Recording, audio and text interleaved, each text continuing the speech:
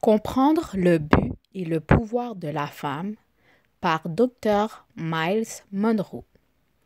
Introduction. Il est extrêmement difficile d'être une femme au XXIe siècle. Les femmes du monde entier sont confrontées au dilemme de l'identité.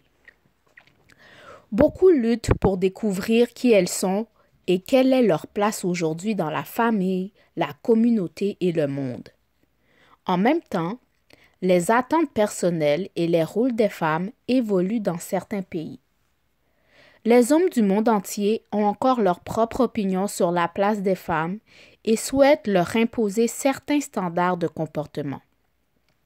D'autres hommes sont incertains quant au rôle et à la fonction des femmes et offrent donc peu de soutien à celles qui sont en proie à des questions d'identité.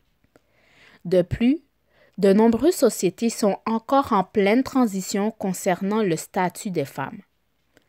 En raison de ce changement de position et de rôle, de nombreuses femmes se retrouvent soit dans une coopération tendue, soit dans un conflit inconfortable avec les hommes. La question du statut des femmes et de l'égalité des droits est pertinente pour chaque culture et société à travers le globe.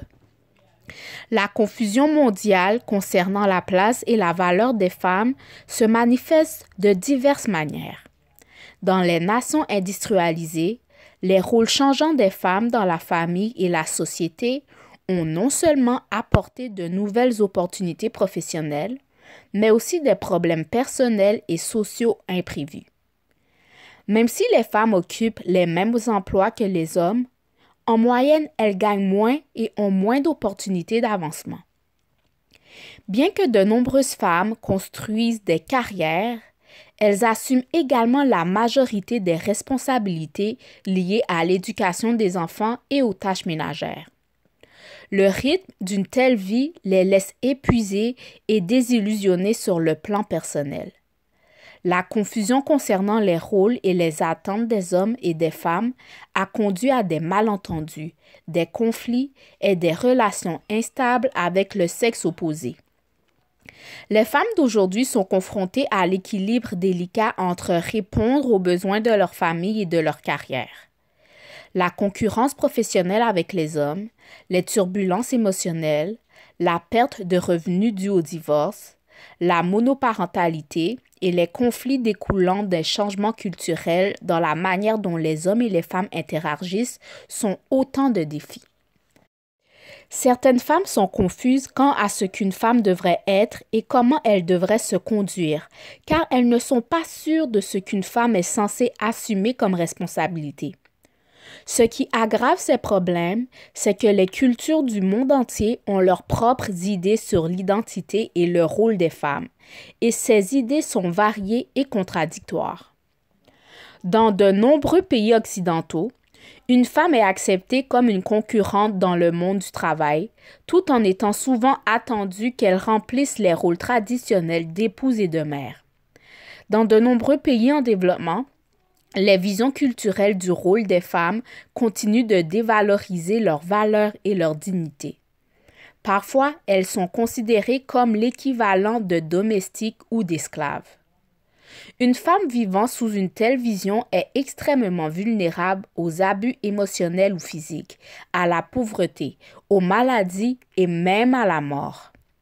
Un exemple frappant est la situation des femmes en Afghanistan, à qui l'on refuse l'accès aux soins de santé, à l'éducation, à l'emploi et aux libertés personnelles.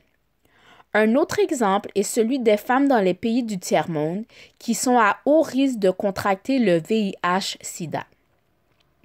Le rapport de l'ONU sur le sida de juin 2000 a révélé que le pourcentage de femmes infectées par le VIH augmentait. 52% des décès dus au sida en 2000 étaient des femmes.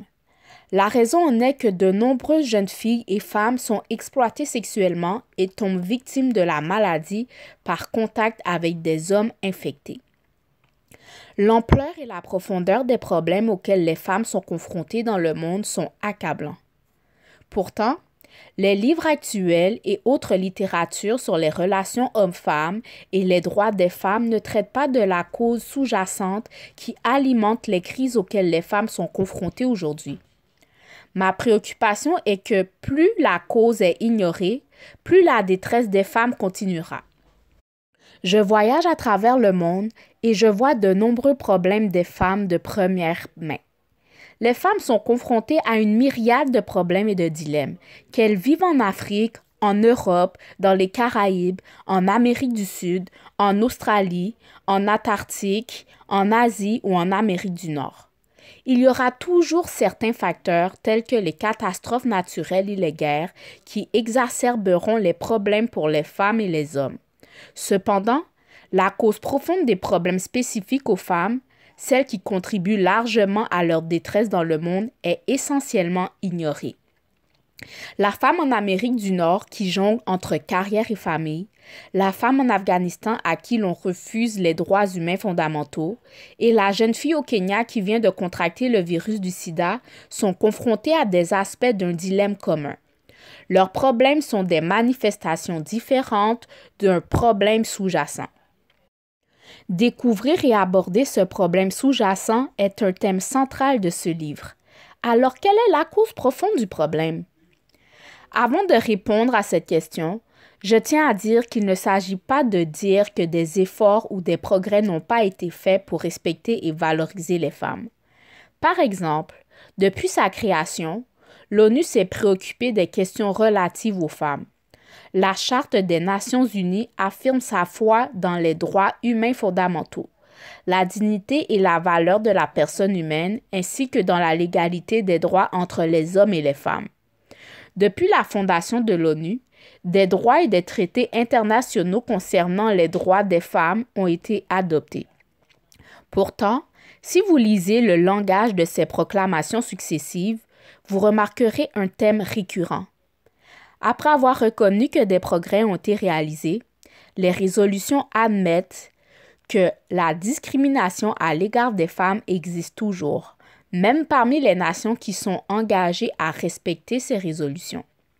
Ceux qui sont engagés à améliorer la vie des femmes ont dû admettre que les progrès sont lents, que le changement est difficile à mesurer et encore plus difficile à faire respecter. La Convention des Nations unies sur l'élimination de toutes les formes de discrimination à l'égard des femmes, souvent appelée la Déclaration internationale des droits des femmes, suggère la cause du problème. Elle cible la culture et la tradition comme des forces influentes qui façonnent les rôles de genre et les relations familiales.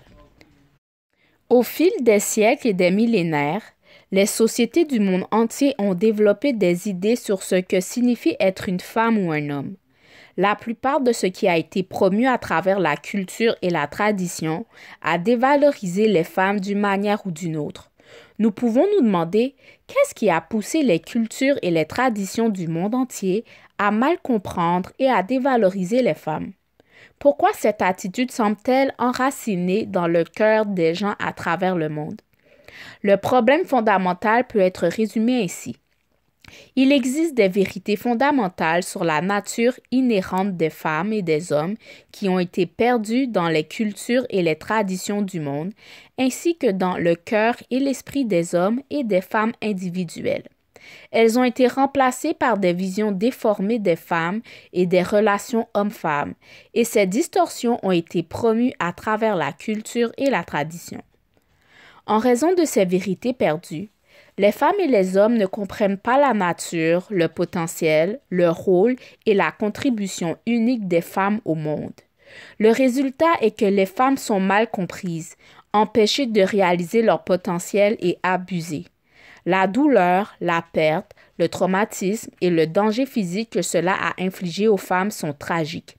Il y a eu un terrible gaspillage de vie et de potentiel au fil des centaines et des milliers d'années. Ce gaspillage a été catastrophique, non seulement pour les femmes, mais aussi pour les hommes et la société humaine dans son ensemble.